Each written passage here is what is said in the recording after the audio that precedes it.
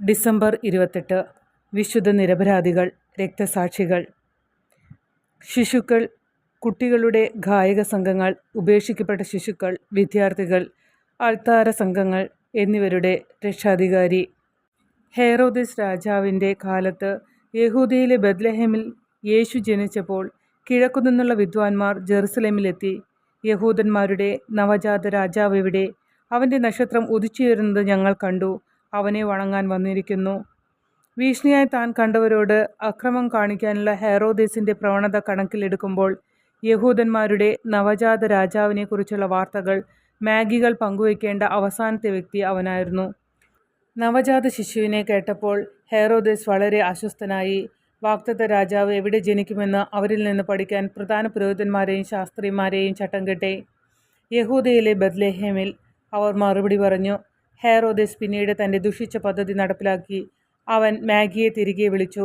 നക്ഷത്രം ആദ്യമായി പ്രത്യക്ഷപ്പെട്ടത് എപ്പോഴാണെന്ന് ചോദിച്ചു. കുട്ടിയെ കണ്ടെത്തി കുഞ്ഞിനെ അവൻ്റെ അടുക്കൽ കൊണ്ടുവരാൻ അവരോട് ആജ്ഞാപിക്കുകയും ചെയ്തു. വിജ്ഞാനികൾ ക്രിസ്തു ശിശുവിനെ അന്വേഷിച്ച് കണ്ടെത്തി. അവൻ്റെ മുമ്പാകെ സാഷ്ടാംഗം പ്രണമിച്ചു. അവനെ വണങ്ങി. സ്വർണവും കുന്തിരിക്കവും മീറയും സമ്മാനമായി നൽകി. അതിനുശേഷം ഹെറോദസിൻ്റെ അടുത്തേക്ക് മടങ്ങിപ്പോകരുതെന്ന് ഒരു സ്വപ്നത്തിൽ വിദ്വാൻമാർക്ക് മുന്നറിയിപ്പ് ലഭിച്ചു. അതിനാൽ അവർ മറ്റൊരു വഴിയിലൂടെ കിഴക്കുള്ള സ്വന്തം നാട്ടിലേക്ക് മടങ്ങി. നവജാതനായ രാജാവിനെ കൊല്ലാനുള്ള ശ്രമത്തിൽ പരാജയപ്പെട്ട ഹെറോദേസിനെ കൂടുതൽ കടുത്ത പദ്ധതിയിലേക്ക് നീങ്ങേണ്ടി വന്നു. വിദ്വാൻമാരാൽ വഞ്ചിക്കപ്പെട്ടുവെന്ന് ഹെറോദേസ് മനസ്സിലാക്കിയപ്പോൾ അവൻ രോഷാകുലനായി. വിദ്വാൻമാരിൽ നിന്ന് മനസ്സിലാക്കിയ സമയത്തിനനുസൃതമായി ബെത്ലഹേമിലും അതിൻ്റെ പരിസരത്തും 2 വയസ്സും അതിൽ താഴെയുള്ള എല്ലാ ആൺകുട്ടികളെയും കൂട്ടക്കൊല ചെയ്യാൻ അവൻ ഉത്തരവിട്ടു. പൗരസ്ത്യ സഭകളുടെ ആദ്യകാല ആരാധനാക്രമമനുസരിച്ച് 14,000 മുതൽ 1,44,000 വരെ ആൺകുട്ടികൾ കൂട്ടക്കൊല ചെയ്യപ്പെട്ടു. എന്നിരുന്നാലും ആ ഉയർന്ന സംഖ്യകൾ പ്രതീകാത്മകമായിരിക്കാം. ബെത്ലഹേം ഒരു ചെറിയ പട്ടണമായിരുന്നു. ഒരുപക്ഷെ 1000-ൽ താഴെ നിവാസികൾ ഉള്ളതിനാൽ 2 വയസ്സിന് താഴെയുള്ള ആൺകുട്ടികളുടെ എണ്ണം 2 ഡസനായിരിക്കാം.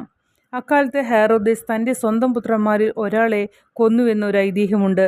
അതേ ഐതിഹ്യം തുടരുന്നു. റോമൻ ചക്രവർത്തി അഗസ്റ്റസ് ഈ പ്രവൃത്തിയെക്കുറിച്ച് കേട്ടപ്പോൾ ഹെറോദേസിനെ പന്നിയാകുന്നതാണ് മകനേക്കാൾ നല്ലത് എന്ന് അദ്ദേഹം പറഞ്ഞു. കൊല്ലപ്പെട്ട ആൺകുട്ടികളുടെ യഥാർത്ഥ എണ്ണം പരിഗണിക്കാതെ അവർ ഇപ്പോൾ ക്രിസ്തുവിന് വേണ്ടിയുള്ള ആദ്യത്തെ രക്തസാക്ഷികളായി ആദരിക്കപ്പെടുന്നു.